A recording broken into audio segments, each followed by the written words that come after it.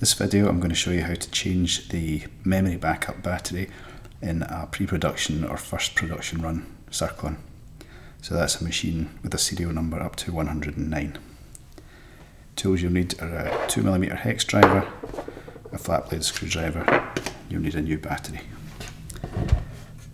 You can tell, apart from the serial number, you can tell the first production run machines because they have a single screw in the front panel here. The later machines have a screw on either side of the display.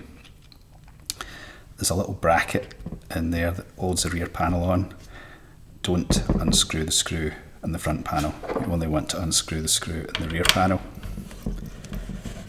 Otherwise this bracket comes loose and it's a real nightmare to get it back on.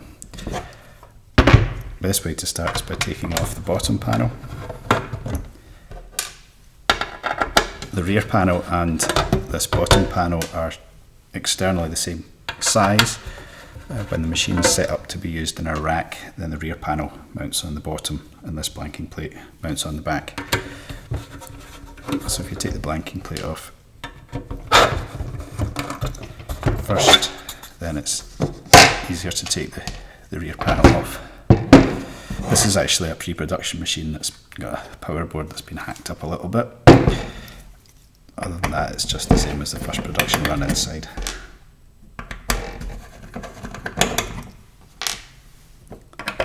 So the rear panel off, I'll be able to see the position of the battery.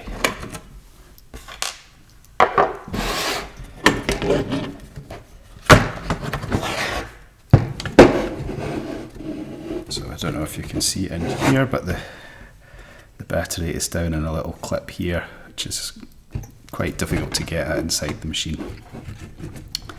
So the best way to get it out is just to get your flat blade screwdriver and see if you can't just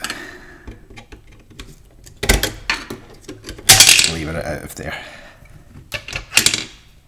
I'll tip that up and it'll fall out in a minute.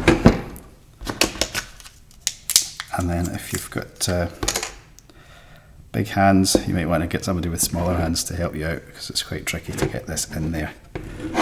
Also, when you're putting the battery in, these batteries discharge at a very, very low rate. There's hardly any current that comes out of them.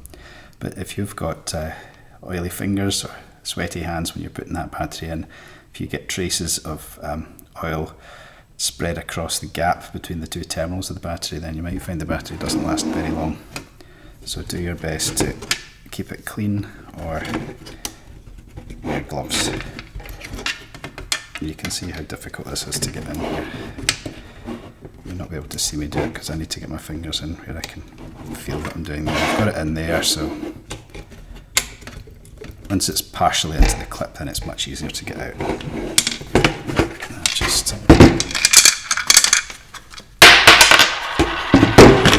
shake the old cell out. Once it's in, just bring your rear panel back round, screws back in,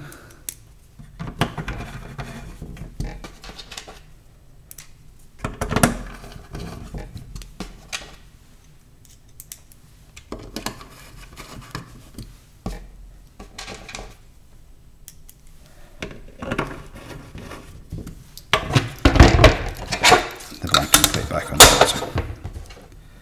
Or the other way around if you've got a rack mount machine.